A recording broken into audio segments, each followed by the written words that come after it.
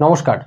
দশাফল 2 সম্পর্কে শুরু করলাম। আগের অধ্যায়ে আমরা দশাফল 1 জেনেছিলাম। সেখানে আমরা জেনেছিলাম যে গ্রহের দশা কিভাবে প্রাপ্ত হওয়া যায়। আমরা যে গ্রহের যখন কোনো দশা চলে সেটা কিভাবে আমরা প্রাপ্ত হই। এখানেও কিন্তু সেই বিষয়েই জানবো যে আমরা কোনো গ্রহের যখন দশা চলে সেই গ্রহের দশাফলটা আমরা কিভাবে পাই। এই দুটো অধ্যায়, আগের অধ্যায় এবং এই অধ্যায়টা কিন্তু মোস্ট ইম্পর্টেন্ট অধ্যায়। পরবর্তীকালে দশাফল 3, 4, 5 এরকম পরপর আসতে থাকবে, কিন্তু এই দুটো অধ্যায় কিন্তু আপনারা খুব মনোযোগ সহকারে দেখবেন, একদম স্কিপ করবেন না। দরকার হলে একাধিকবার দেখুন, ঠিক আছে? খুব ইম্পর্টেন্ট কিন্তু। তো আগের অধ্যায়ে এই শ্লোকটা লেখা ছিল, এখানেও আমি আবার তুলে ধরেছি যে গ্রহাণাঞ্চ স্বভাবেন স্থান স্থিতি বশেনেচ। কোনো গ্রহের যখন দশা চলে সেই গ্রহটা যেই ঘরের অধিপতি সেই ঘরের তো ফল দেবেই, তার সাথে সাথে সেই গ্রহর যে কারকত্ব রয়েছে, নিজস্ব যে কারকত্ব রয়েছে সেই কারকত্ব অনুযায়ী কিন্তু ফল দেবে। অর্থাৎ ধরুন কারোর মঙ্গলের দশা চলছে, তাহলে এখন মঙ্গল যেই ঘরের অধিপতি আপনার লগ্ন অনুযায়ী সেই ঘরের তো ফল দেবেই, তার সাথে কি করবে, আপনার মঙ্গলের যে কারকত্ব সেই ফলগুলোও পাবেন। অর্থাৎ মঙ্গল কি লড়াই ঝগড়া অশান্তি পরাক্রম সাহস চোট আঘাত লাগা অ্যাক্সিডেন্ট, এইসব যে কারকত্বগুলো এইসবের ফলও কিন্তু তার সাথে সাথে পাবে লগ্ন অনুযায়ী, ঠিক আছে? লগ্নে যাই থাকুক না কেন, যে কোনো লগ্ন অনুযায়ী কিন্তু তার যে স্বভাব কারকত্ব সেই ফল পাবে, এবং লগ্ন অনুযায়ী যেই ঘরের অধিপতি সেই ঘরেরও ফল পাবে। এবার ধরুন যদি শুভ গ্রহ বৃহস্পতির কথা বলি, বৃহস্পতি ধরুন তুলা লগ্নে বৃহস্পতি 3 এবং 6 নম্বর ঘরে অধিপতি, তাহলে 3 এবং 6 নম্বর দুটো অশুভ ঘর, সেই দুটো অশুভ ঘরের ফল তো পাবেই সেই জাতক যখন বৃহস্পতির দশা চলবে। তার সাথে বৃহস্পতির যে কারকত্ব রয়েছে, বৃহস্পতির নিজস্ব যে স্বভাব রয়েছে সেই স্বভাব অনুযায়ীও ফল পাবে। অর্থাৎ বৃহস্পতি কি দেয়, ধন দেয়, পুত্র দেয়, স্বামী সুখ দেয়, অর্থ সুখ, এইসব বিভিন্ন রকম ভালো জিনিস কিন্তু সাথে সাথে আপনি পাবেন বৃহস্পতির দশাতে। অন্যান্য যতই খারাপ ঘরের অধিপতি হোক বৃহস্পতি, গ্রহের যে স্বভাব সেই ফলগুলোও কিন্তু আপনি পাবেন। এখন কোন গ্রহের কি কারকত্ব, মঙ্গলের কি কারকত্ব, বৃহস্পতি বুধ চন্দ্র, প্রত্যেকটা গ্রহের কারকত্ব সম্পর্কে আমি ইন্ডিভিজুয়ালি আমার ভিডিও বানানো রয়েছে, আপনারা দেখে নেবেন, ঠিক আছে? তো সেই অনুযায়ীও ফল করবে। এরপরে কি বলছে, গ্রহ বীর্যানুসারেন ফলং জ্ঞেয়ং দশাসুচ। গ্রহ তার বল অনুযায়ী কিন্তু ফল করে। বীর্যানুসারেন মানে বল অনুযায়ী, কতটা বলাবল রয়েছে সেই গ্রহের মধ্যে সেই বল অনুসারে ফল করবে। এখন বল অনুসারে কিভাবে ফল করবে, প্রথমে দেখব যে গ্রহের স্থিতিটা কিরকম, গ্রহের স্থিতি কেমন সেটা দেখব। কোন ঘরে না, কিন্তু এটা কেমন স্থিতি কেমন। এখন কিভাবে দেখব, সব থেকে বল প্রাপ্ত হবে এটা বলের ক্ষেত্রে যদি গ্রহ উচ্চ থাকে, তুঙ্গস্থ থাকে, তারপরে বল প্রাপ্ত হবে মূল ত্রিকোণে যদি থাকে গ্রহ, মূল ত্রিকোণ রাশিতে থাকে। আমি মূল ত্রিকোণ রাশি পড়িয়েছি আপনাদের।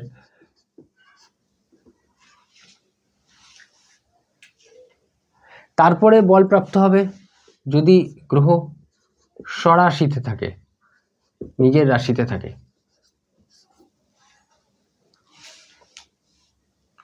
তারপরে বল প্রাপ্ত হবে গ্রহ যদি মিত্র রাশিতে থাকে।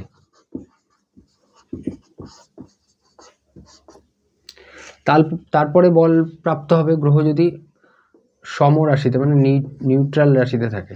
মানে এখানে কিন্তু বল কমছে ধীরে ধীরে, দেখুন সবার থেকে উচ্চতে বেশি বল, তারপরে মূল ত্রিকোণ, তারপরে স্বরাশি, তারপরে মিত্র রাশি, সমরাশি, ধীরে ধীরে কমছে। তারপরে কি শত্রু রাশিতে থাকলে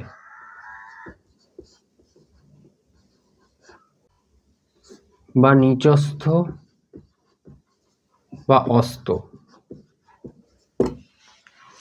গ্রহের বলাবল কোন ঘরে বসে রয়েছে সেটা পরে আসছি, সেটা অনুযায়ী কি বলাবল প্রাপ্ত হবে। কিন্তু যেই ঘরেই বসে থাক না কেন গ্রহ, সেটা যদি তুঙ্গস্থ থাকে সব থেকে বেশি বল প্রাপ্ত হবে, তারপরে যদি মূল ত্রিকোণে থাকে তার থেকে একটু কম বল প্রাপ্ত হবে, নিজস্ব রাশিতে যদি থাকে তার থেকে একটু কম বল প্রাপ্ত হবে।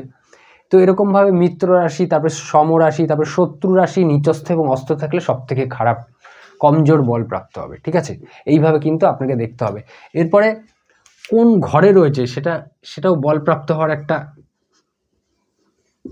পদ্ধতি।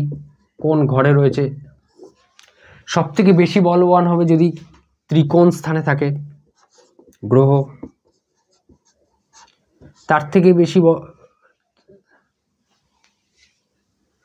একটু কম বলবান যদি কেন্দ্র স্থানে থাকে গ্রহ, তার থেকে একটু কম বলবান যদি লাভ স্থানে থাকে একাদশ স্থানে, তার থেকে একটু কম দ্বিতীয় স্থানে,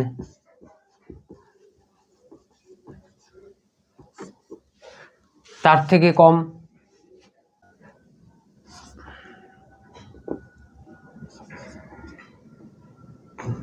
3 অথবা 6 নম্বর ঘরে, তার থেকে কম 6, 8 অথবা 12 নম্বর ঘরে। সব থেকে তুঙ্গস্থ থাকুক, মূল ত্রিকোণে থাকুক, সরাসিগত থাকুক, যেখানেই থাকুক না কেন, গ্রহ যদি ত্রিকোণ স্থানে থাকে সব থেকে ভালো। কেন্দ্রস্থানে থাকলে তার থেকে একটু কম, লাভ স্থানে থাকলে আর একটু কম, দ্বিতীয় স্থানে থাকলে সেটাও ঠিক আছে, 3, 6 থাকলে খারাপ, 6, 8, 12 থাকলে একদম নিম্ন ফল, মানে খারাপ ফল। আমরা ভিডিওতে এর আগেও বলেছি যে 6, 8, 12তে কোনো গ্রহ গেলে সেই গ্রহের কারকত্ব নষ্ট হয়। কারকত্ব, সেই যে শুভ ফল, সেই শুভ ফলটা দিতে পারে না সব ভালোভাবে, ঠিক আছে।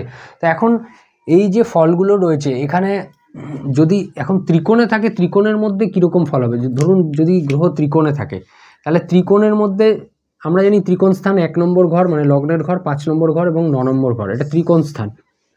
তাহলে ত্রিকোণ স্থানের মধ্যেও 1 নম্বর ঘর যদি ত্রিকোণ ধরি, 1 নম্বরের থেকে 5 নম্বরে থাকলে বেশি ভালো।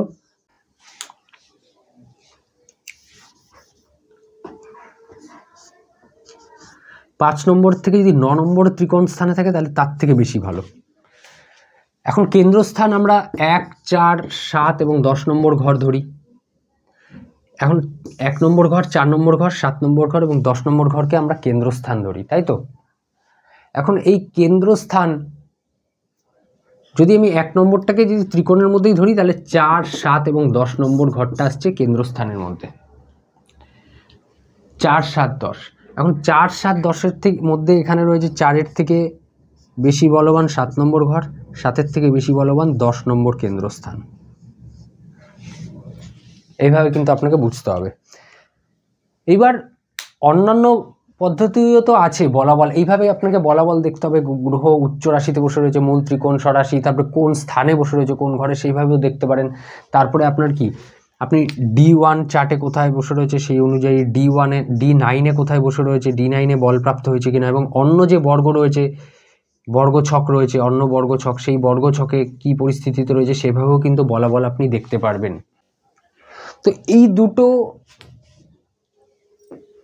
জিনিস যদি মাথায় রাখেন, এই দুটো বিশেষ করে এই দুটো, এক তো বল অনুসারে এবং গ্রহণাঞ্চা স্বভাবেন, নিজের কারকত্ব অনুযায়ী, এবং স্থান স্থিতি বসেন, যেই স্থানের অধিপতি সেই স্থানের, এই জিনিস 2-3টি যদি মনে রাখেন তাহলে কিন্তু আপনার দশাফল বুঝতে অসুবিধা হবে না। এই জিনিস কিন্তু মাথায় রাখতে হবে। পরবর্তীকালে এই শ্লোক নিয়ে আর উল্লেখ করব না, তখন আরও বিভিন্ন গভীরে আরও চলে যাব দশাফল নিয়ে।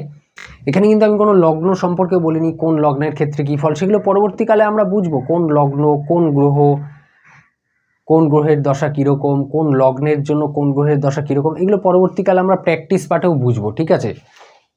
তো সেগুলো নিয়ে উল্লেখ করিনি। এবং বর্গছক যেগুলো রয়েছে D1, D9 বাদ দিয়ে, D9 ছক সম্পর্কে আমি অলরেডি বলেছি। পরবর্তীকালে যে আরও যে বর্গছক রয়েছে সেগুলো সম্পর্কেও আমি প্র্যাকটিস পাঠে হোক বা যে কোনো হোক, ফলিত জ্যোতিষ হোক, আমি বলবো। আপনারা দেখতে থাকুন ভিডিও, এবং ভালো লাগলে চ্যানেল সাবস্ক্রাইব করুন, লাইক করুন ভিডিও। দেখা হবে পরের ভিডিওতে। ভালো থাকুন, সুস্থ থাকুন, নমস্কার।